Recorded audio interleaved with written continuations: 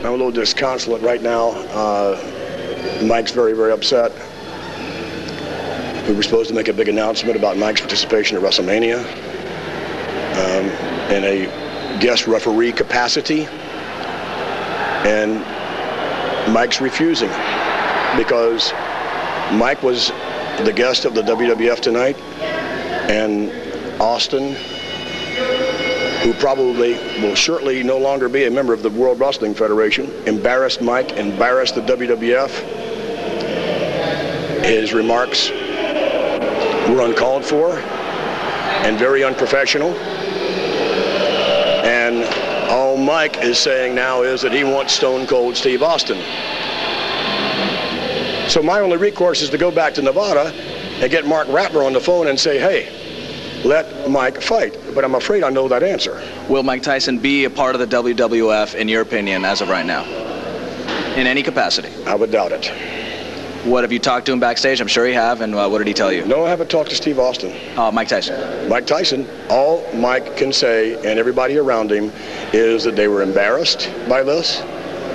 They're huge fans of the WWF. They wanted to do this at WrestleMania, and now they've been dissed.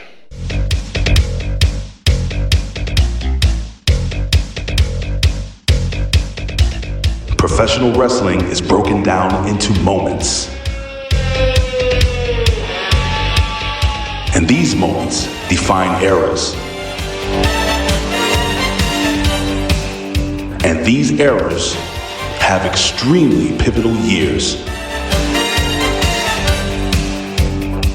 The PWR discuss these pivotal, generational, and era-defining moments as they discuss this year in pro wrestling history.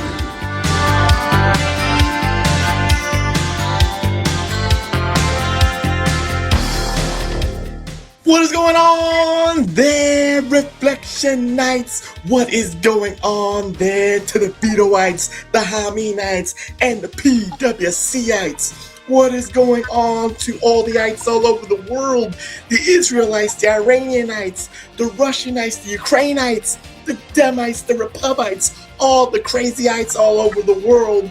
And what is going on to TW? You're going to love this number, 185 subscribers to the Pro Wrasslin Reflection YouTube channel. So 15 away from the elusive 200. So, tell a friend to subscribe to the Pro Wrasslin Reflection YouTube channel. You might have to, type in PWS or PROF. That's just from moi, but it's not my channel. It's the Pro Wrasslin Reflections channel. Because TW always gets mad at me with that part. But maybe I don't get mad at you. People tell me I went to follow your podcast page, but it's some dude from Nicaragua in there. I don't know what the hell that is. Can you get the right country? What? You say Nicaragua, you say Honduras, you say El Salvador. That's an American, man. America. That's the rip. America. First of all, this place is American. Puerto Rico is your claim. But yeah, that Which is ironic, because long before I met you and Ray, I used to tell everybody I was Puerto Rican. Yeah, you loved Black it. from the waist down and Puerto Rican the waist up. It's a beautiful combination there. But neither here nor there. And for all the Reflectionites out there, we're doing a little bit of disclaimer here because this is the lazy days of summer. So 1 week we might be recording. 1 week we might not be recording because either I might be away on vacation or TW is away on vacation. So neither here nor there, but we're just being transparent here. So, it is the lazy days of summer here. So, sometimes we can't be recording every week, but we love to record. We love to talk about the nostalgic pro wrestling eras. But of course, we want to enjoy the sunlight, right? We want to enjoy the beautiful air, from Canada's wildfires. We want to enjoy the waters of the hypodermic needles on the rivers and shit like that. But we want to enjoy those. We just don't want to be here recording all the time. But again, 1 week we might be recording, 1 week we might not be recording. But again, I'll keep you abreast. Reflectionites, I'll keep you abreast. But with that being said, Welcome to the PWR podcast here at the HAMIN Media Group at podbeam.com and the Professor's YouTube channel of the Pro Wrasslin Reflection. I must introduce myself because I am vain like that. I must introduce myself because, again, the grays are on my hair, the grays are in my nose, the grays are in my toes. So I gotta... Yeah, well, once it hits there, I'm going to really be pissed off. But again, neither here nor there. So, with that being said... You think Big Ray would dye your ball hair for you? He ain't touching anything. He'll touch yours, but he ain't touching mine. But anyway, neither here nor there. So, with that being said, I'm the effervescent one. See, Jimmy T, how easy that rolls off the tongue. Effervescent. I'm the charismatic one. I'm the studious one. But most importantly, I am the glorious one. The only objective man, and this is true here, in the IWC, YWC, PWC punditry, the only objective man in this Twitterverse, the only objective man in this political hemisphere, the ultimate centrist, your friend of mine, the Professor Chabebe Cruz. And I'm not here alone, no. I'm here with my brother from another mother, the conservative liberal, the liberal conservative, the solo idiot, the iron stomach one. And he just golfed 185 holes, and his arms are goddamn tired. He's your friend of mine, and the undisputed, undeniable Detroit Rock City Universal Heavyweight Champion of the world, Tommy Wonder, and he can't even put the belt over his shoulders. Because it's not even in here. It's not even in here. So, but what I am doing, because normally I would do that, but we're doing this year in wrestling, but I'm going to do the week in wrestling. And what are the two best things that happened this week in professional wrestling? The logistical flop. We're about to find out. Oh, that. If anything can make me watch AEW, because if I don't watch it now, it's not happening. Because I will absolutely. I watched the clip of them coming out and saving people from the stupid Finley kid. I already can tell they're going to be at the bottom of the pool in about 3 weeks, but I'm going to give it a chance. I'm going to watch Wednesday night, see what the guns do in AEW. Probably win the belts in the first month and then disappear. But even bigger than that, someone I've been a fan of for a long, long time. I got a couple of her figures. Okay. It's a she. And flat ass. Who's that? And I hate that they say interim world heavyweight champion, and maybe that's the only way she got to be it. But I don't give a shit. That was a WrestleMania moment at SummerSlam.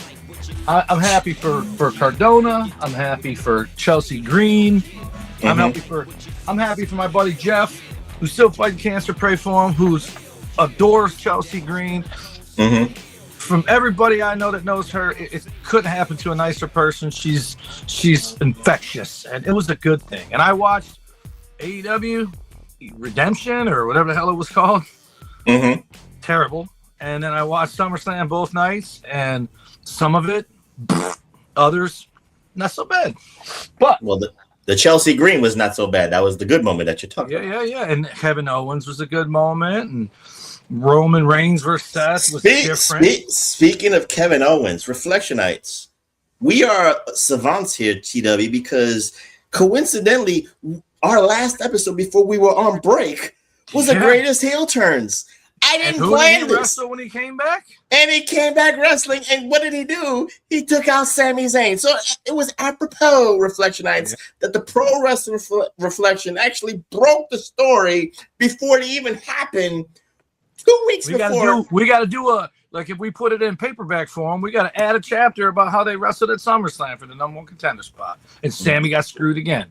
But there you go. In an effort to get that dude that produces for us to stop being mad at me, I'm showing you all this stuff. Chelsea I've had for a while, the other Chelsea. But look what came in the mail this week. And what's that? Danhausen. You are cussed. Then, let me tell you kids a little secret about Target pre-orders.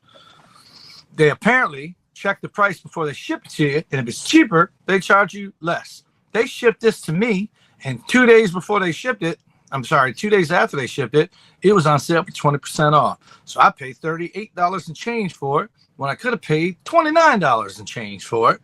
And it's this guy. Hacksaw Jim Duggan. Oh.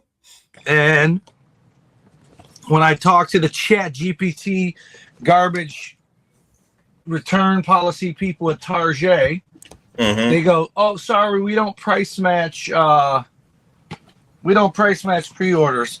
So I go, "So are you telling me I'd be better off returning this motherfucker and buy it again in person?" Yeah, we can understand where that's, it's the thing. So I literally went and bought it for $29, and I was going to go to my car, come back in, and return the one that I bought for $28 and use the Target app to get my 30, but I was in a rush, so I did it a couple days later. So there's those. Then my good man Jeff told me these were showing up. I think I might have showed this one off already because I had this one for a couple weeks. Yeah, you had a Dusty Rhodes. But look what happened when I went up there the other day. I went there yesterday and it was garbage. But look at these bad boys. You're not ready for this. Well, here, I'll put them backwards. I'm ready for it, but I got to see it. I'm going to put them backwards, see if you know who they are. Oh, the Steiner Brothers 1993 SummerSlam gear. Yeah, with the tag belts. Yep. So Duggan, Danhausen, Steiner Brothers. And I was just looking at my little guys over there, the Superstars collection. Apparently it's going on hiatus. I was looking at everybody I got, and I thought, the only ones I think I would add, because you name it, I got them probably. Sting, if he ever signs a Legends deal, the stubborn guy, I would get a Sting. And then I said the Steiners and Brian Pillman. And then I found the Steiners the next day. Sting's got a lifetime AEW contract. That doesn't mean he can't sign a Legends deal. Actually, it does. Billy Gunn has a lifetime AEW contract and has a Legends deal. They still make figures of Billy Gunn in WWE. No, that's badass Billy Gunn. That's trademarked. Yeah, and Rockabilly's coming too, but it's still his likeness. But that's trademark of WWE. He might get a percentage. It's a little bit different. What's he called in AEW? Just Billy Gunn. But it's Billy Gunn. But Don't remember, try to take my dream away from me. Remember, corporate evil pettiness loopholes is badass Billy Gunn is a trademark WWE thing. They own. They can make Stinger. There you go, Stinger instead of Sting. That's gonna be tricky because Sting owns his trademark of his name. He's gonna sign a Legends deal. He's not stupid, especially because they're not making AEW figures no more. That money's gonna dry up. And he's like, all right, I gotta go tell Vince I'll sign with him. Jake the Snake has a Legends deal. Goes on AEW all the time. Flair had one.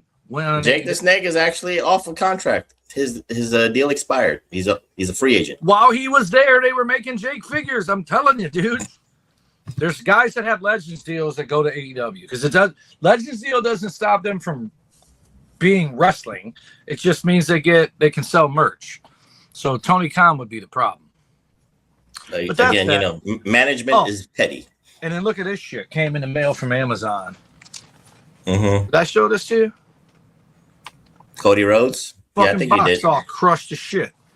So Jeff and I discovered they had it at Mattel Creations. So I got one coming in the mail, and I'm going to return this. I'm going to return this figure back to Amazon, get my $39 back. There you go. Don't get heated. It's okay. Tranquilo. They should be sending the stuff. And the box that it came in wasn't damaged. The box that was in was damaged. The big box with the dog food in was not. Just like Andrade says, tranquilo. It's okay. Tranquilo. You'll get your money back. But anyway, now that we got all that out the way, now it's time to do what we do best here. Oh God! Every time I do this, I think you're wearing a WNBA shirt right now, are you? What is that? What are you wearing? This is a Knicks championship T-shirt. All right, so it's NBA. Same thing. Same shit. WNBA, NBA, same guys in both of them. But anyway, you need to talk to your boy LeBron. And I'm not saying this to put it out there because I don't want it to happen. That's why you need to talk to your boy LeBron. The GOAT. What about him? He ain't the fucking GOAT. The GOAT of what? Fucking jumping teams? This man is going to stay in New York, take a 45-minute helicopter ride to Philadelphia every day for practicing games. You just kind of pull him aside and go, hey, man, I got one word for you. And you say this word and you walk away. Kobe. You know what that word is? Huh? Kobe. I know. Kobe. And just move it on. What the hell? What? Just get a damn townhouse across the street from the damn building and walk over. You see, you can't get a police, even though he's the GOAT, he can't get a police escort back and forth from New York. Screwing over teams? No. He's no Jordan. Yeah, he's better than him. But anyway, neither here nor there. We're not even going to do that debate because I'll win that one too. But anyway, let's get on with what we do best. Let's get on with what we do best here, TW. And we're going to do the spotlight. A spotlight edition of the year in pro wrestling. And subjectively, this is the pinnacle. This is the year that wrestling was at the top of its game. But maybe TW might not agree with this, but it is subjectively one of the top years ever in professional wrestling history. Why I say that? Because two organizations were mainstream. Two organizations was crossover. And one organization that was leading a revolution, a hardcore revolution, got the other two mainstream organizations, keeping an eye on that organization, plucking talent, if you will, stealing storylines, stealing the presentation so it can be shown to the masses. 1998 TW is arguably the best year in professional wrestling history. We debuted with 87, and I called it the peak of the rock and wrestling era. But 1998 was the pinnacle of wrestling. And I say this for one reason, and Reflection Nights, you'll know where I'm going with this. There was a time, if you combine Monday Night Raw and Monday Night Nitro, TW, if you add, I'm doing the cheat code here, but if you add those TV ratings in comparison to Monday Night Football, wrestling trounced NFL. And that's why NFL moved away from ABC network television and moved over to cable, and then they reclaimed their number one spot. But for a time period, TW, Mondays belong to wrestling, not football anymore. So TW, what say you about that? We're not even talking about the wrestlers yet, but do you agree with that? Even for yourself, 1998, you was in that run. You was probably enjoying the fruits of what. Was there a trickle-down effect for the mainstream of 1998 from the big companies? Did it trickle down to the indie promotions? What say you, TW, about 1998? When I typed it in, I just asked chat for two things. But the first thing it wrote is 1998 is often considered one of the greatest years in pro wrestling history. The Monday Night Wars were at their hottest, and both WCW and WWF at the time were drawing huge ratings, and business was booming, and celebrities were at an all-time high. It was the beginning of a couple eras, but there's some lowlights in 1998 too. So we got to talk about the good, the bad, and the ugly. We can't just talk about the good. Of course. And what is the but like I asked for yourself, 1998, Los Rudos, Calavera Cortez, yourself. Were you enjoying the trickle-down effect of the 1998? Oh, man. So 94 is when I had my first match.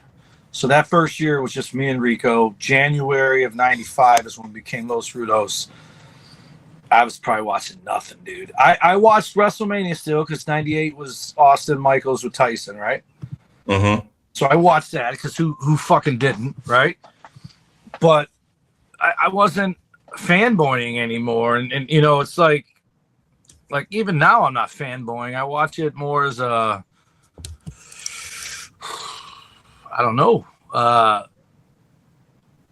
watch it like a critical thinker, not a critic, because I want to find good and even the bad. Like when they botch stuff, I want to see how they cover it, you know what I mean? My biggest gripe in wrestling, you know what it is. It's hands down this, and it's not even close. And do I think all AEW is bad? Of course not. Do I think all WWE is good? Of course not. But you know what is bad? What's bad? The fucking internet wrestling fan. That's what's bad. It just sucks the life out of you, because when you're watching stuff back here, this is perfect example, right? Modern wrestling fans are modern politics. They don't tell you what they like about what they like. They tell you what they don't like about what you like, right? AEW fan just fucking two biggest AEW fans in the world is that fucking Scott Stapp or Sean Stapp and fucking Dave Meltzer. These guys can't compliment the WWE without adding an AEW thing into the compliment, right? And they cannot call out AEW for anything. And hardly do. Yes, you're right. Hardly do. And then you got this guy Anglo. I don't know. He's a fucking internet wrestling guy. I don't mind him, but I think he thinks he's bigger than he is. But this guy, if he said it once, he said it 1,000 times that the WWE roster's bloated, right? Fair. But I'll tell you what the WWE is also bloated with: fucking TV time. They got NXT for 2 hours. They got Raw for 2 hours. They got SmackDown for 2 hours. Main events on somewhere. I don't know where, but it's out there for an hour. Then you got your pay-per-views for 4 or 5 hours once a month, sometimes twice because it's at the beginning and the end. So even though they got a bloated roster, there ain't nobody sitting at home for a year waiting to get used. And if they are, they get released.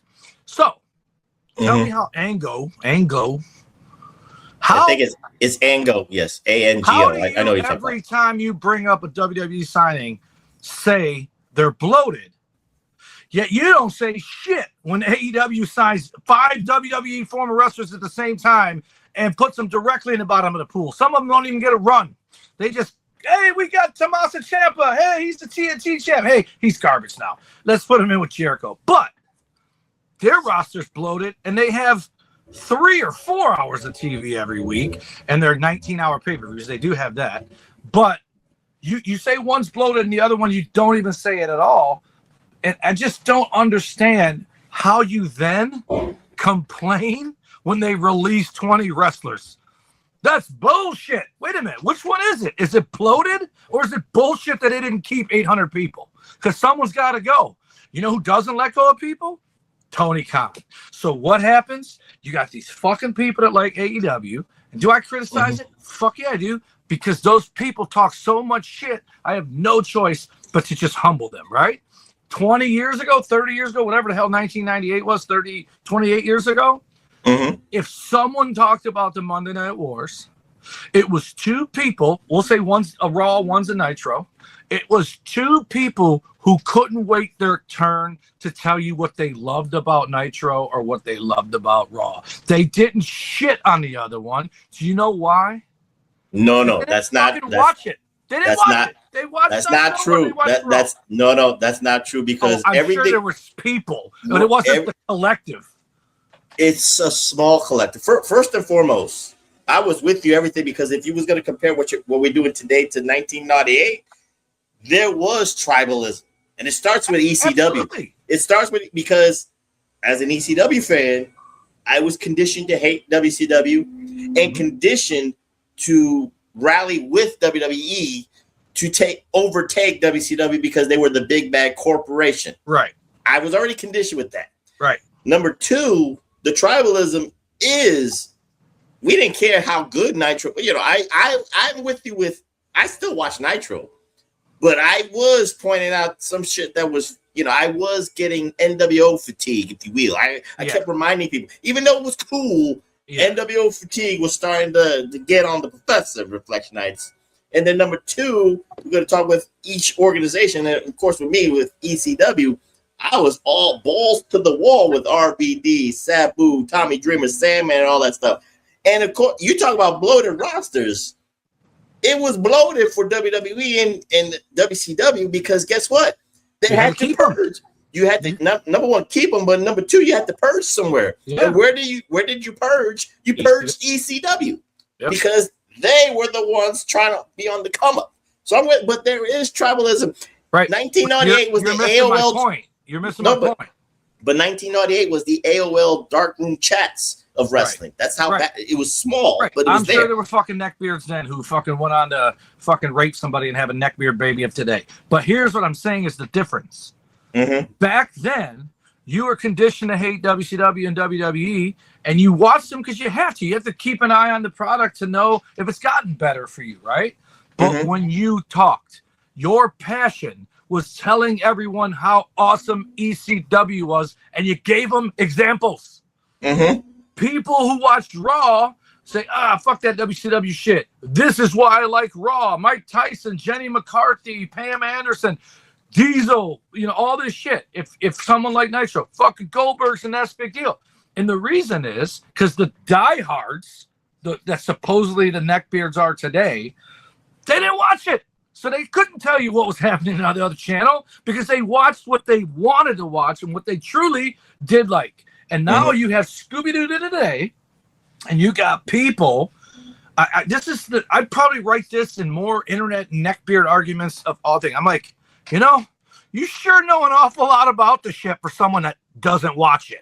Because they do fucking watch it, and they're looking for reasons to shit on it. The latest thing is the tarps.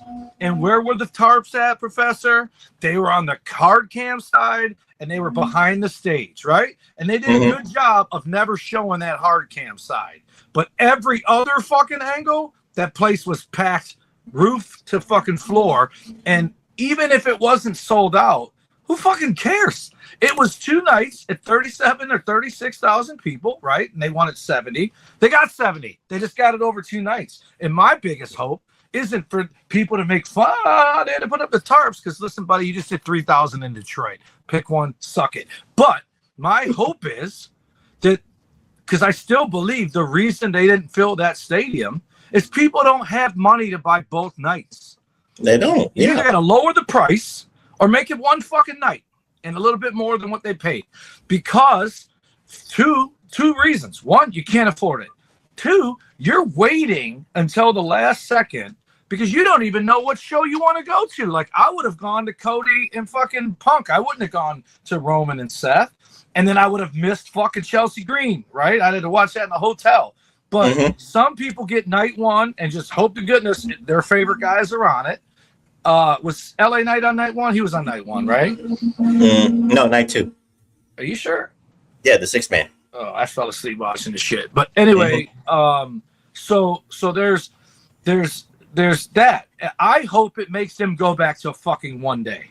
Because I hope so too. You could have done one night, 9 matches, 4-hour pay-per-view. Simple as that. Yeah, that's what I hope. And when ECW, or what the fuck are they called? AEW, when they fucking I'm so glad that they moved to smaller venues, right? Because it just looks better when it's full. NXT is probably the smallest crowd of everything, but the people there go banana and they fucking love it, and it makes it a better time, right? And AEW fans, when that pay-per-view, I'll stick to it. Kenny Omega and Kevin Knight. That match, Kevin Knight, I met, by the way. I texted Jeff. I go, is that the dude from MLP? He's like, yep. I go, if I recall, he was a nice guy. He is. He used to team with Kushida. Time Splitter, some shit. Something like that, yeah. Super nice guy. I met him when I went and did the 2-day thing. So that match, and Edge Christian versus who the fuck did they? Cesaro and Moxley? Pac. Those 2 matches are the only 2 matches that the wrestlers popped the crowd and got them to get off of their hands, other than the occasional spot monkey fest. They would cheer, but they go right back to sitting on their hands. If you don't engage the crowd, then why did they spend $80? Let's not talk about 2026. Let's go back to 1998. That's my point. Edge and Christian are from what?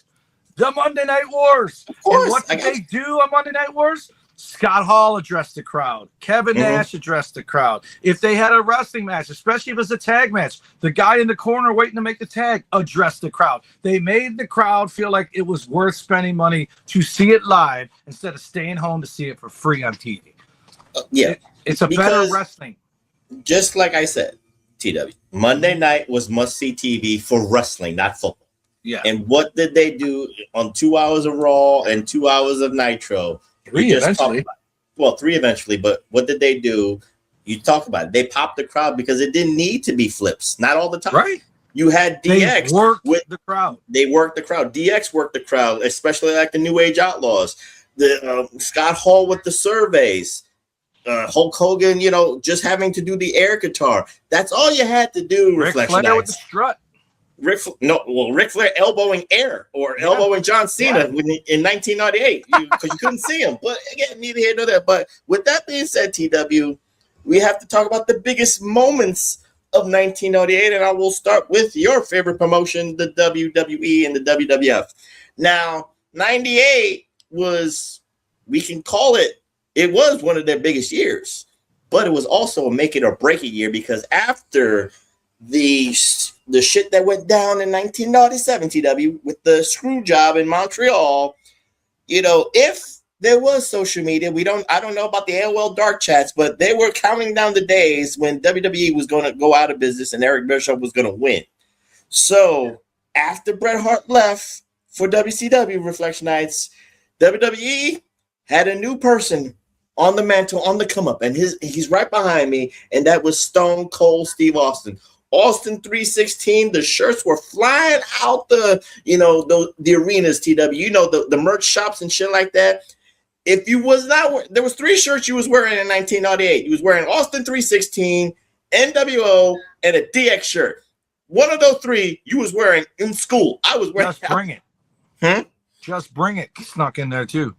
That was like 99, but I get where you're going with that. But those were the 3 top shirts, but neither here nor there. But TW, it was a make it or break a year, because again, Vince McMahon knew he had his new anti-hero, whatever you want to call it, in Stone Cold Steve Austin, but he needed a hook for WrestleMania. Now, remember in 1995, he tried that hook of having like a big, let's just say, you know, tri-state sports hero in Lawrence Taylor. It flopped. It was a logistical flop, even though the match was good. I know you're going to go, you'll defend that, because again, LT against Bam Bam was a good match, but he knew he needed somebody that's going to pop the ratings, pop the buy rates. And the man behind me, Iron Mike Tyson, did all that and then some. He was a buy rating machine. He averaged 1 million buy rates on pay-per-views along with his boxing matches, even if it was 90 seconds or 2 minutes, whatever the case may be. You paid your $59.99 to see an Iron Mike Tyson boxing pay-per-view. So Vince McMahon paid him a whole chunk of money, I think it was $5 million, to make an appearance.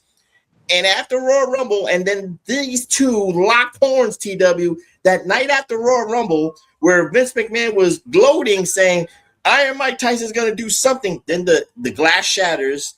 Austin comes out and then flips him the bird. And then, of course, the pushes. And then what did that do? It created the chatter. It was water cool. All over the media. It was all over the media. It was Inside Hollywood. It's Entertainment Tonight. It was actually, I saw the shit on Fox 5. I was like, look, what the hell? You're talking about this right now? And it was ESPN before ESPN, you know, bought, you know, did their deals, their partnership with WWE in 2020 says. But it was a big deal for ESPN. So TW, what say you about 1998 WWE, make it or break it? Vince McMahon threw it out the park with Iron Mike Tyson. And, of course, you had the Tyson and Austin confrontation. So a couple things happened in this 6-month window. I talked about this before, the tail end of 97. I literally bought all of it. And I'm out here fucking wrestling, right?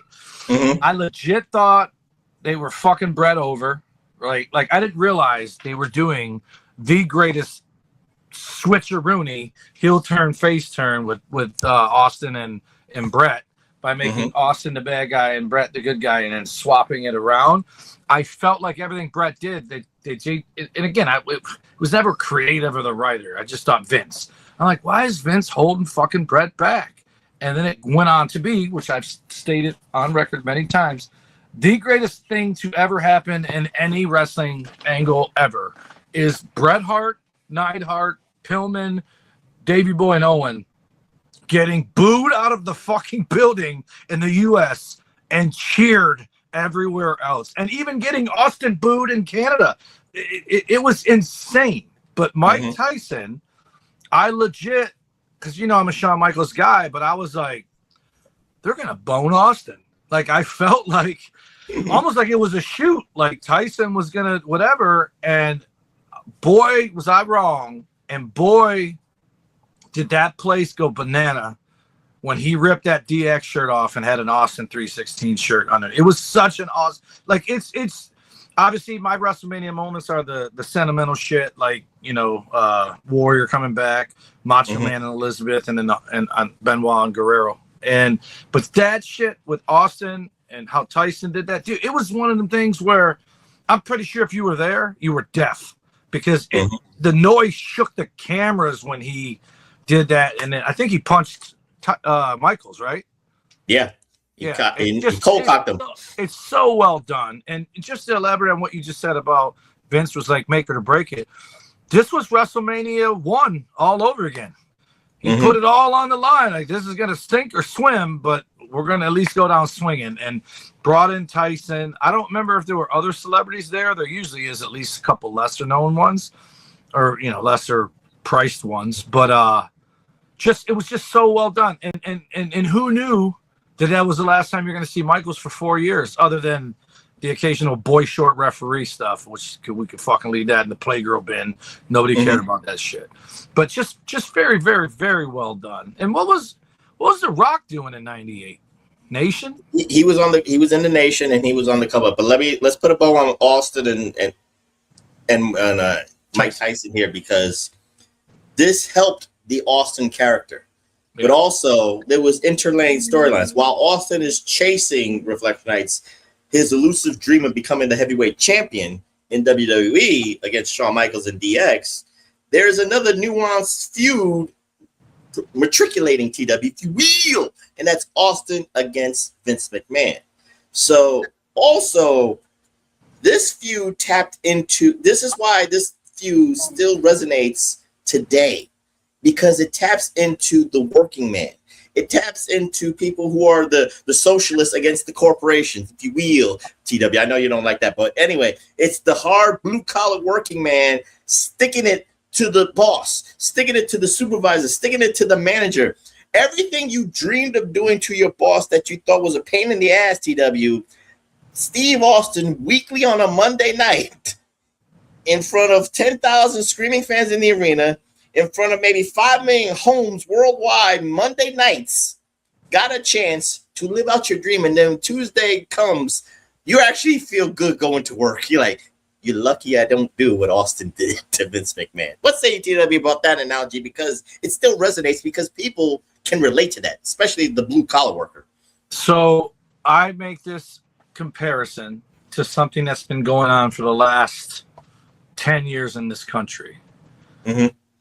There's one of my favorite words is living vicariously through someone else, right? Stone Cold Steve Austin, first of all, made it okay for me to shave my head bald, because for a long time, white dudes couldn't run around with shaved heads. It was a no-no. But Austin... Wait a minute, you didn't shave your head because of Woody Harrelson, Natural Born Killers? No, because that's what I'm talking about. I actually shaved my head before Austin. I shaved my head in 94 or 95. So he was still stunning Steve when I shaved my head and he had hair. But this man talked to his boss the way we all wish we could talk to ours.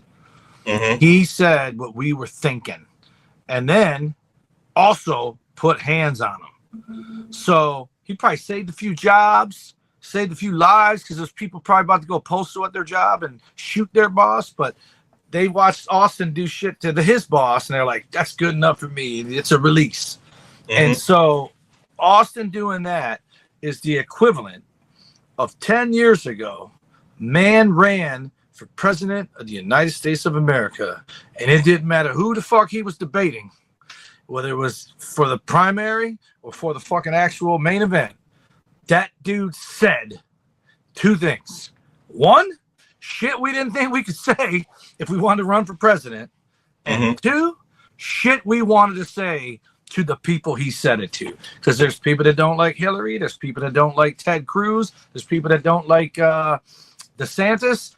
And this dude pulled no punches with nobody. And I think it's what made him resonate with people the same way Austin made people resonate. I personally liked Austin as Stunning Steve before he even became Stone Cold.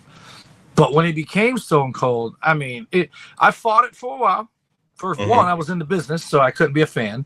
And for 2, I'm looking at Stunning Steve right now. Like, it's just night and day. You look at Stunning Steve and you look at Stone Cold Steve Austin. There's one of them that's exceptionally cool, and the other one's dated. You know, he might have been cool in 93 when he was wearing that robe and having that ponytail, but it's not a look that he'd pull off today, whereas Austin looks the same today and is just as popular today when people see him. You know, he's not drawing, but you know what I mean. People see him, they're just as happy to see him now as they were then.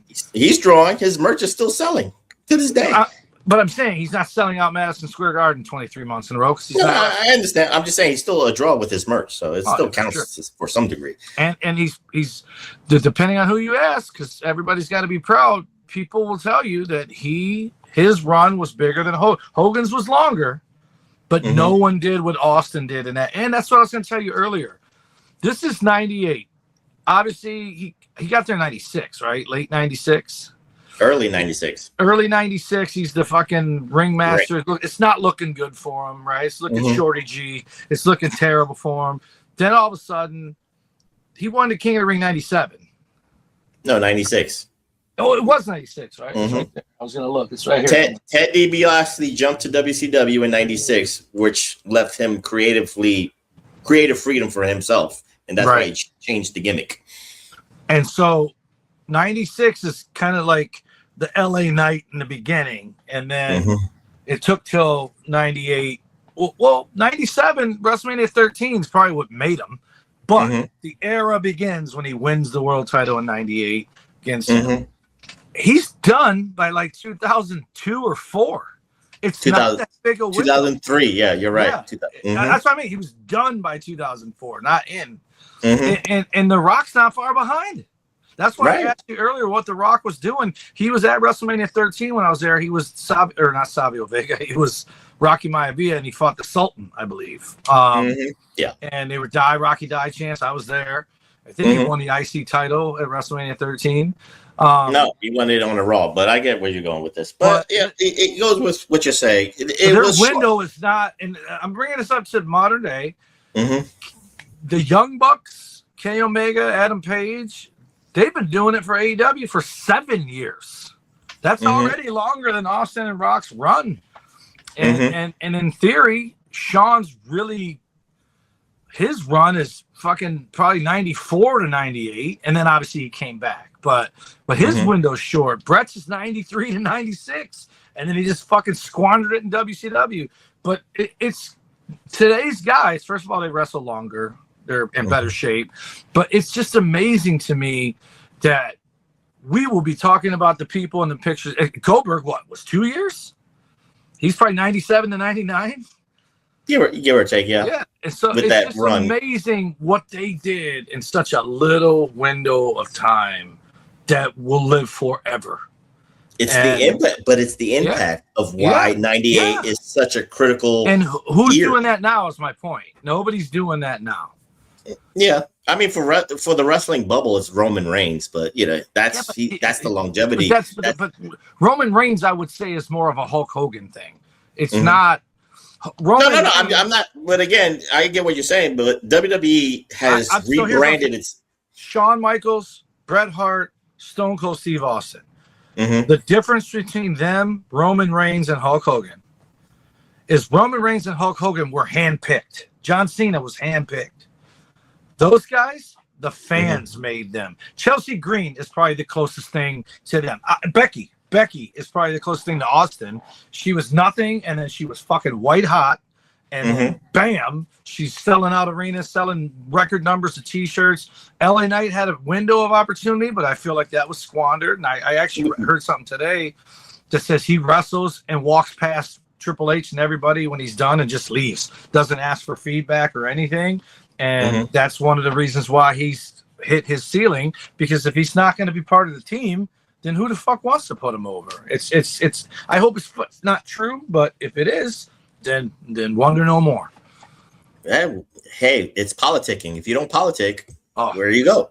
That's for sure. But with that being said, in 1998 Reflection Nights, while we talk about Tyson and Austin, certain things are laying in the weeds. And you just said it, TW, the ascension of The Rock. First Rocky Die in 97. He joins the Nation of Domination. And Vince McMahon, again, shrewd enough to, you put the young up-and-comer, untapped potential in The Rock with real gritty, grizzled veterans. With Farouk, D'Lo Brown, The Godfather, and you can say Mark Henry. Wolfie D. And no, they were already gone. They were already released. It's all black-centric here, but Mason. Clarence Mason. He was gone too. But anyway, he was with some good grizzled veterans to mold him and teach him the right ways. But with that being said, the ascension of The Rock, the catchphrases, and of course his money-making moment actually happened in twofold in 1998 Reflectionites. The chair shot to the head of Ken Shamrock at Royal Rumble, and 2, the ladder match against Triple H at SummerSlam in Madison Square Garden in 1998. And of course, the third one, TW, is when he was handpicked by the corporation at Survivor Series, winning the title via Bret Hart's sharpshooter and Vince McMahon ringing the bell, kind of taking a pot shot at Bret Hart the previous year before. So they were kind of making fun of it. But The Rock was the ascension was there. The untapped potential was there. You saw the future. The future looked bright when you saw The Rock. What say you about The Rock? So that moment right there, that Survivor Series, and it was a tournament. It was Deadly Games because someone was hurt or whatever, whoever champion. Austin. Mm-hmm. And then he beat Mankind in the final, and he beat somebody else. But the reason it's bittersweet, it's a high moment because it's the beginning of the Rock era, right? And the beginning of Rocky heel, Austin face, Austin heel, Rocky face. You know what I mean? Like, they did that quite a bit. And they were almost never on the same side. And if they were, they bickered with each other on the same side. So that was kind of cool. But it's bittersweet because just when you thought, like the Montreal Screwjob, as bad as it was, it still was awesome. If that makes any sense, right? No one saw it coming. It was organic and like, holy shit, did he just get the raw deal? Like, is it real? There's still people that think it's a work. I'm not one of those people. But just when I thought you couldn't do any worse than what the fuck WCW did with Brett, doing this bitching about a fast count. It wasn't a fast count, helping Sting win. It was god awful. They go and do this. And it's like, look, dude, this is not a good moment. This is a black eye, not only on you, but on the company, on the business in general, but definitely on the company.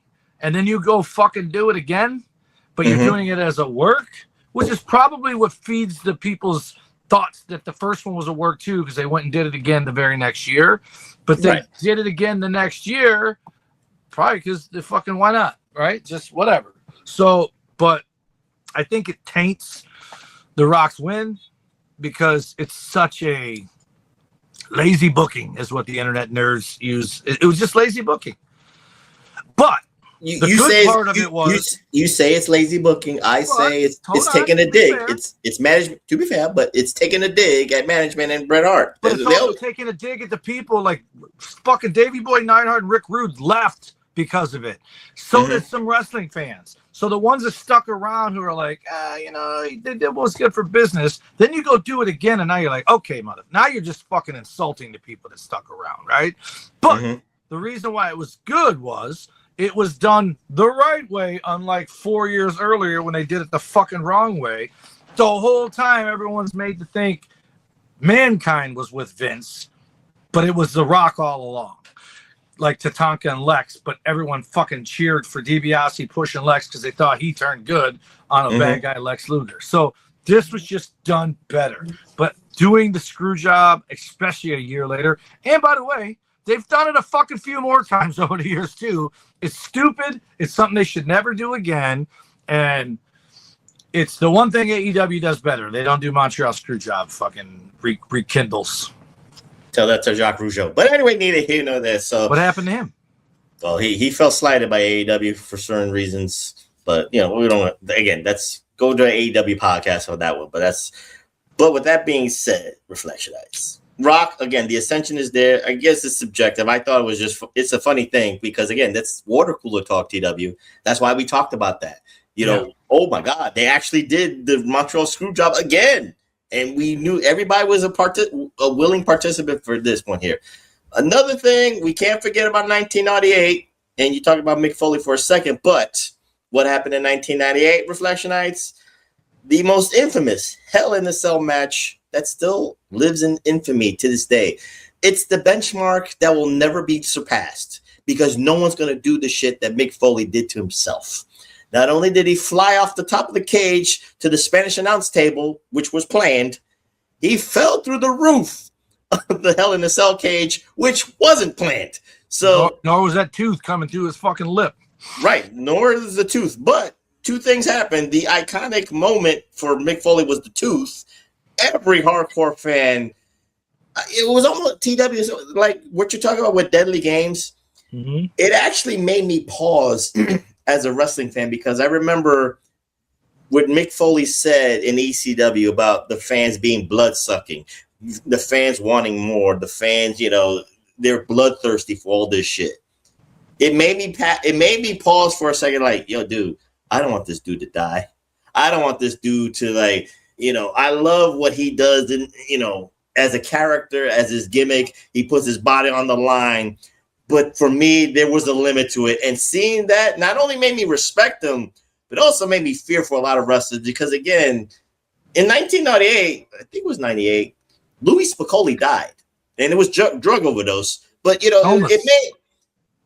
made us, like, it made me as a fan just like, yo, man, this shit is serious here, baby. We got to protect our guys and gals and all that shit. But Mick Foley will still be remembered, celebrated, and, people who are asking for his autograph, most of those pictures of him with the tooth, or him, falling down on the Spanish announce table or falling through the cage. So TW, what say you about the most infamous Hell in a Cell that will never be surpassed? Never. But here's the crazy thing. Here's the crazy thing. That was not the first Hell in a Cell, because the first one, Michaels took a fucking bump from the fucking cell, but hanging from it, not standing and hip toss, where everyone was like, what the fuck? And he landed on his back, probably well on his way to fucking ending his career with that spot. I think that is the spot that hurt him. The table didn't break where he landed. No, that was Royal Rumble. It was the casket match. Yeah. Yes, the casket. Yep. But anyway, it was the Undertaker either way. Fucking still prick. But that match was heralded as the best ever. And then fucking Foley. And wasn't it the day Pillman died? No, that was that. No, he died in 90. He died in 97. Late 97. There was something, I swear, there was something big the night that Pillman died. Maybe it was a Hell in a Cell with Kane coming out and ripping the cage off. Could be the same thing, yeah. That was Michaels and Taker in 97. Then that was the one the night that fucking Pillman died. But it was just a heavy day. But anyways, and then he went on, like, Shane did some crazy shit off the cell. I think Vince did some crazy shit off the cell, but nobody is ever going to do the shit. And the sad thing is, we got to go back to the future.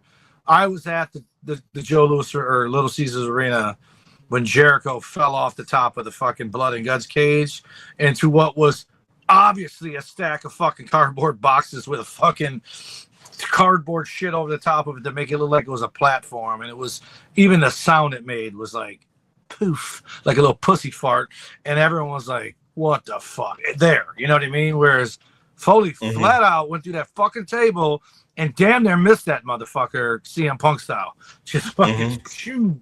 And the fact that he fucking got up and went and wrestled some more and then to fucking fall through that's probably where his brain got fucking ended, was in that match, and then he became an idiot. But what a great fucking moment. And it's I don't know, it's kind of like Sixth Sense for me. I don't know that if I watched it again today, I'd be as impressed, because you can close your eyes and see that bump without watching it. You don't need it. It's ingrained in there. But watching it live, I just remember thinking, that dude's dead. There's no way that dude's getting up. And then he fucking does. And then takes what arguably is a worse bump when that fucking gate broke, because he could have came down Tommy Wonder 1994 style on his neck and broke his neck while the world was watching. Right. So let's put a ball on the WWE and move on to the other organizations. But I have to talk about the pushing the envelope issue in 1998. WWE made a conscious effort to do, I guess we will call it Jerry Springer, Howard Stern type of entertainment. Reality television. They tested the limits of what they could get away from 9 p.m. to 11 p.m. Eastern Standard Time, Reflection Night. So, and of course, you had the the church league going after USA Network. You had all the conservative groups going after WWE for what they were doing. You know, WWE is infecting the youth of America, TW. So TW, put a ball on it. What say you about, you know, WWE's conscious effort to do that reality television based kind of programming? And of course, we'll never get that kind of programming in 2026 and beyond, because no one will allow it, because we're too politically correct to this point. I disagree. I think it's watered down, but what you get is you got, what's that show, the Young Bucks? I know they don't do it anymore, but what was that show called? Being the Elite. Being the Elite. You have Zack Ryder trying to get over climbing the fence. You got Joe Hendry making all his videos, and I know that's not shock, but it's mixing reality with wrestling. Like, those guys all got over and went on to something bigger for doing stuff that made it look tongue-in-cheek, like it's real. But then the other thing is the Miz and Mrs., the fucking Bella Twins, the fucking Divas Live, all that shit was as close to the cuff as you could get without doing the shit from 97. 97 was just pure smut. I mean, it was, you're not doing that again, especially with TKO owning it. Somehow you bloodthirsty bastards got blood allowed to be back there. But other than that, you're not getting, I mean, dude, when's the last time you even saw a chick wear a thong on wrestling? Either show. They don't even do that. Raquel Rodriguez, if you saw it. She was yeah, because it came up the fucking back of her fucking big ass pants. That still counts. It still counts though. But anyway, neither here nor there. The bra and panties type stuff is what I'm saying. You don't. Yeah. The girls are all. It's funny because when you watch them wrestle in Saudi Arabia and they got to cover themselves from neck to fucking foot, a lot of their gear looks like the fucking gear. It's just missing the stomach showing or the thighs, but it doesn't even look like they're forced to cover up, because it looks a lot like the gear they wear anyway. So, but yeah. So, but I gotta say something, because again, I want to know your opinion on this. So, thankfully, it was a day earlier than my birthday, so it did not besmirch July 7th, 1992, or not 1991, when fucking Sting won the world title on my birthday. But somebody else won the world title on July 6th, 1998. And this is, I don't know, I doubt it's the first time, but it definitely was something that many people would say that should have been on a pay-per-view, but it was on. Oh, we're not on the WCW side. Let's put a ball on the WWE. I'll get to that. And we moved on to WCW. You asked for. I asked you a question. You didn't even answer it. What was your question? You kind of pushed it. I said, can we get that kind of entertainment again? No. Like 1998. We're gonna get as close to the fucking cusp as we can, but they're gonna hold back. But that's the other thing. Okay. People don't get in trouble anymore for anything anyway. So what's the difference? Okay, that's like for example, Kevin Owens post game, whatever the fuck, post show, whatever, brought up Rebel. Fucking 10 years ago, he'd have been fine for doing that, even regardless of why. But he did it, and rightfully so. He should have done it, and hopefully people watched it and it brought awareness. But I loved what he said. Some things are bigger than wrestling. He didn't say AEW. He didn't say Tony Khan promotion. He just said, hey, she didn't work here, but listen, she was an inspiration to me. And hopefully she saw it and is inspired by him being inspired by her. But that kind of shit 10 years ago, 20, perfect example. Robbie McAllister. All that dude did was sit in the audience at TNA, and next thing you know, he's fucking gone because he went to a competitor's show. How many fucking videos have you seen of Bailey backstage at AEW or Ricky Starks backstage at WrestleMania with Cody? It's you just can't get in trouble anymore. I don't want to say politically correct, but it's a soft world. We're fucking soft and a lot of shit. But Daniel Bryan gets fired for choking Justin Roberts. SAWFT Reflection Night. So Capitals. Now, with that being said, we'll go to WCW before we talk about July 6th, TW. Hold your thought. I'm just going to put the logistics out there. WCW Reflection Nights should have won. You know, that's the way Eric Bischoff felt. He already had the moment, the payoff, the story was told. Sting won the title at Starrcade 97. But for the neckbeards, that was the worst booking. That was a bad match. It was underwhelming and all that stuff. And especially the spots with the 3 count and then the Bret Hart made no fucking sense. But we don't have to get into that. And then he went heel right after it. Right. And then he went heel. But then with that being said, like I said in the beginning, TW, NWO fatigue started to hit. So what did they do? They splintered NWO for two factions, NWO Hollywood and of course NWO Wolfpack. NWO Wolfpack was now that shirt that you was going to wear. If you was like the teenagers, you was going to wear because that was the cooler shirt with the red and black and the blood dripping. So it kind of looked it was cooler to wear that shirt than it was to wear the black and white shirt. Neither here nor there. We'll talk about the ascension of Goldberg. You know, people called him a Steve Austin ripoff, but he didn't wrestle like Steve Austin. He tried to show people that he was a 5-tool wrestler, but he kind of did some weird moves. But neither here nor there. But everybody paid to see him do two things: a spear and a jackhammer. And all he had to do was wrestle for 2 minutes on Monday nights. The crowd went crazy, and that's all. And you heard the Goldberg chants before they became piped in. Number 2. Number 3 was Eric Bischoff's venture into Hollywood himself. To combat the Tyson and Austin phenomenon that it was, Eric Bischoff countered with Hogan and Rodman against DDP and Karl Malone. Now, let's say the stars aligned because the Chicago Bulls, Reflection Nights, and the Utah Jazz were in the NBA Finals. So it was apropos to continue the heat from the NBA Finals to Bash at the Beach. And that's why it was a very successful pay-per-view and all that stuff. But Eric Bischoff got a little bit too greedy himself. He became TKO before TKO was a thing. He thought to add Jay Leno to it. Now, for the purposes of Entertainment Tonight, Inside Edition, and maybe even the local news, to hijack the Tonight Show was a cool thing because, again, a wrestler, if you're in the wrestling bubble, TW, it was like, oh, shit, that's cool. Hulk Hogan and Eric Bischoff, invaded Jay Leno and took over the show. And, of course, then you saw the storyline play out with DDP and Jay Leno. And then, of course, the Piece de Resistance. You can understand Hogan's mental thinking here. I'm trying to get it mainstream. I'm trying to get it crossover. But then those neckbeards like Meltzer and Brian Alvarez shit on this one little particular moment that still lives in infamy. Jay Leno giving a cross armbar to Hulk Hogan and Hulk Hogan selling it like it's the most hurtful armbar in the history of professional wrestling.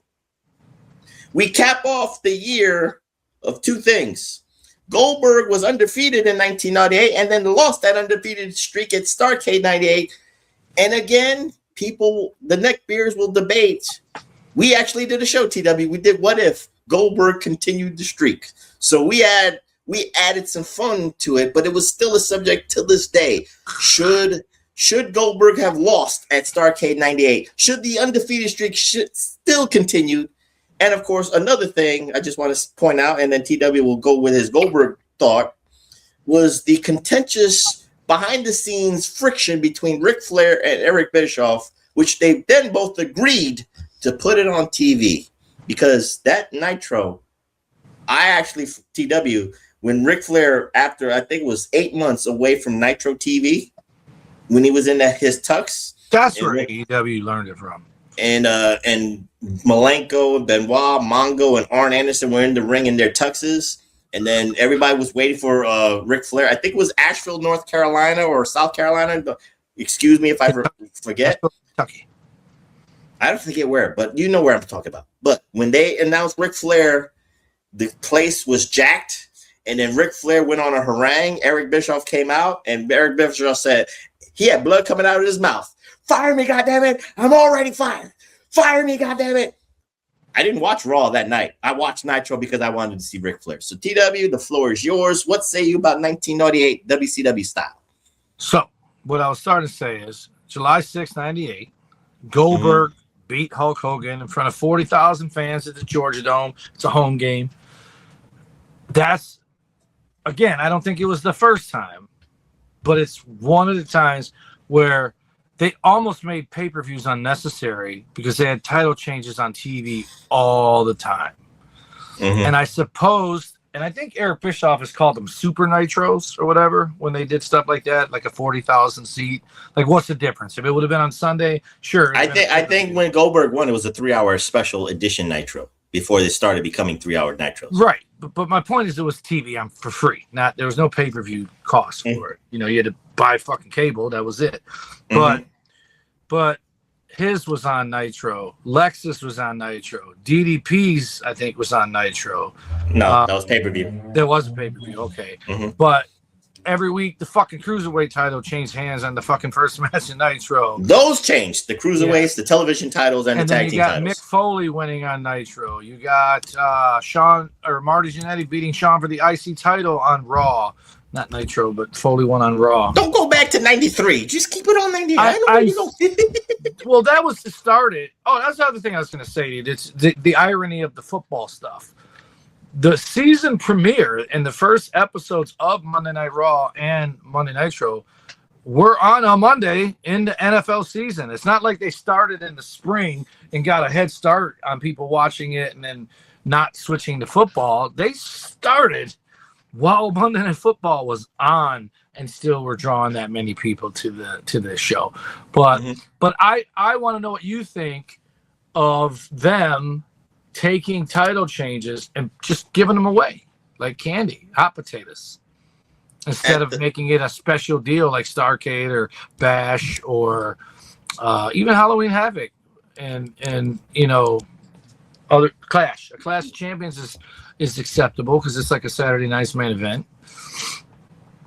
Well, Goldberg said it himself. He said if we had billed, not only the Georgia Dome would have had 90,000 people in it for me to win it, but if the Georgia Dome was a pay-per-view, that would have been buy rates. That would probably have been 1 million buy rates right there. And double the that. Sold. And, right. Double the gate, double everything. So, it is what it is. Merch. But now I'm going to answer your question with what we do in hindsight today. We're expecting it's more apropos to expect it on a Nitro, to expect it on Dynamite, a title change like that to that degree.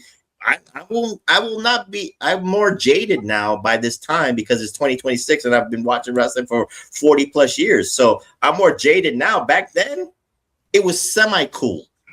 I wasn't going into the nuance of the business. It made Monday nights must watch. You couldn't wait till someone would ruin it for you on Tuesday morning if you didn't. Right. Well, remember Nitro, you could watch it live, but then they also did the replay. So I could watch Raw and then I sometimes watch the replay of Nitro. So I wasn't going to get I was going to be hip to what was happening on Nitro. So I sometimes watch the replay and then watch Raw first. But again, I'm jaded now because I expect it. Back then it was semi-cool because like you said, it was must-see Monday nights because you did not know. You never knew what Nitro was going to do, and you never knew what Raw was going to do. Because, again, in Raw time, I don't want to go backwards, what beat Nitro? What episode of Raw beat Nitro was when they promoted Austin versus McMahon.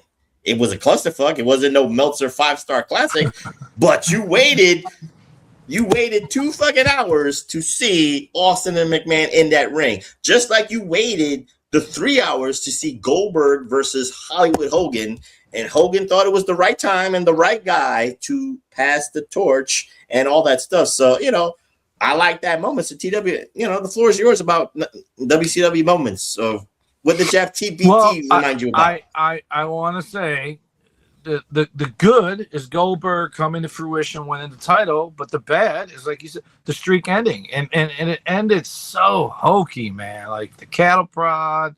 Then wasn't the next night the finger poke of doom right after that? It was a week and a half later. They couldn't even fucking get out of their own way, dude. They were just like self-sabotaging, and it was just the beginning of the end. Like I think they made it another year, but it was like the wheels fell off the bus, and the thing is, unlike now, I wasn't nearly. First of all, I didn't watch either one of them. I watched highlights of them. You know what I mean? In that period, because I was wrestling, and then, by '98, that's when Edge and Christian were signed, and Rhino, and those are guys that I wrestled with. So I'd watch to see them. That's kind of how I started watching wrestling again. Was someone I knew made it, and I would watch it for that reason. And TNA had all the Canadian guys on there, the Team Canada. I knew all those guys, so I would watch it when I could. And but I was pulling for WCW, but my problem was them wanting to put WWF out of business. That, like, I could see running them off Monday nights and making it Tuesday Night Raw. I could see that. That'd be a nice brag. But I think we all agree both of them were better because of the other one. Right. But again, the big thing, and especially with the 98, even for WCW purposes, I was interested to see Bret Hart's first match. I was interested to see the direction that Bret Hart was supposed to go, because even in my mind, I'm going to be 21 years old, TW. I'm a little bit hip to the business to a degree. Right. When I saw Bret Hart do what he did in 97, I knew in my head, it was like, okay, he's going to be the savior for WCW. So there better be a payoff for this. He's going to go after the NWO. He's going to go after Hogan. I thought he was going to beat Hogan for the title. You could have. I didn't think it was going to be written to Starrcade, but he could have won at the Bash. He could have won at Halloween Havoc if you did the story right. But the first thing they did with Bret Hart was put him with Ric Flair. It was a nice, moment here and there because it was a technically sound match, but it was a little bit underwhelming because we knew that Ric Flair was, he had issues with Bischoff. So it was almost a demotion in Ric Flair's mind, like, I gotta work with Bret for this shit. Doesn't feel right. Doesn't feel organic, because Bret Hart's supposed to be chasing the NWO. But again, neither here nor there. But again, there was the positive of the NWO Wolfpack. Again, I think people wanted to wear the Wolfpack red and black shirt with the blood dripping because it was more the worst version of Sting, though. Talk about it. Expound. Why was that the worst version of Sting? So what Sting should have done, because the fucking red makeup, it made Sting happy like again. Sunburn. What he should have done is what he ended up doing in TNA. Is he should have kept the white paint and then did fucking red instead of black where the black was. Oh, be the Joker? No. Just like I have a figure. It's my favorite Sting. It's I don't mean to cut you off, but Reflectionites. Sting's story arc took about a year and a half, from 96 to 97. He won the title, but then when he joined the Wolfpack, remember the one thing he didn't do for a while, TW? He didn't speak. His character was very withdrawn. He was very jaded. Silent Bob. He'd fucking drop a nugget and then walk away. He was a crow. But then once he joined the Wolfpack, whether you thought it was good booking or not, again, this is very subjective. I'm not saying it was good booking, but after the fact, when he had the red and black face paint, what did you see from Sting? He was smiling. He was happy. He was jovial. He was like, oh my God, I'm free, or whatever the case may be. So you didn't like that presentation of Sting, that you had to get away from him being withdrawn like the crow. No. I'm not saying I didn't like the version. I meant the look. It's the worst look of Sting. They've only made one figure of that look, and it's worth tons of money because it was a ringside exclusive. And speaking of figures, turn them out for a second. Okay. I read this right before we went to record this, but word on the street is that Dory Funk Jr. has passed away, and he's about to get his first ever figure from WWE, where you got to buy 4 figures at Target: Pillman, Mark Henry, Yokozuna, and Earthquake, and you get all the pieces to build Dory Funk Jr. Do you remember his WWF name in '86? Hoss Funk. There you go. Yeah, but I thought he was gone already. But you know what? He's with his brother. They're probably raising some hell. Maybe they're wrestling some other famous brothers that are gone. Valiants. But I just thought it would be, duly noted that, pay our respects to Dory Funk Jr. And he was one of those guys that, this is more 80s, but him and Bob Backlund and Bruno and those guys, they're legends, right? Right. But I think we would both agree that if that was who we were watching when we were kids, we probably wouldn't be doing a podcast right now watching wrestling. We like the larger than life. Well, you probably would have been a Gorgeous George groupie, but you know what I mean. We like the guys with with charisma and you gimmicks. you like the adorable Adrian. I like Gorgeous George because Gorgeous George was more manly than the adorable Adrian. So it is what it is on that. Whatever. Well, that's a weird three-way you're having with adorable Adrian and Gorgeous George. Ain't no me. Were you in the middle? You seem like you'd be a middle. You're the Oreo cookie on that one. That's you with the Oreo cookie. You're the creamy center. Back to our station identification.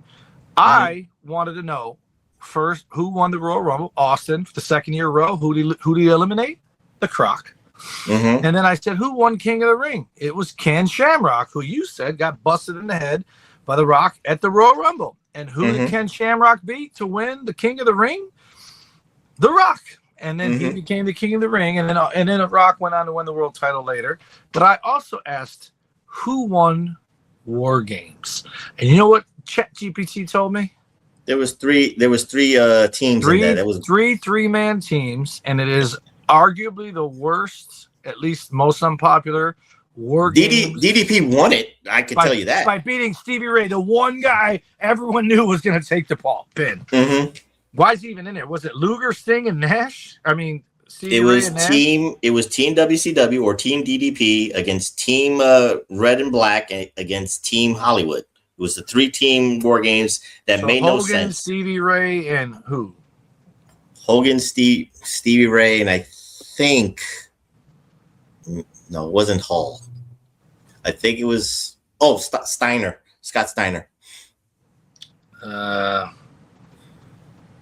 It was DDP, Piper, and Warrior. That's why I brought it up. I did not know the Warrior was in the War Games match.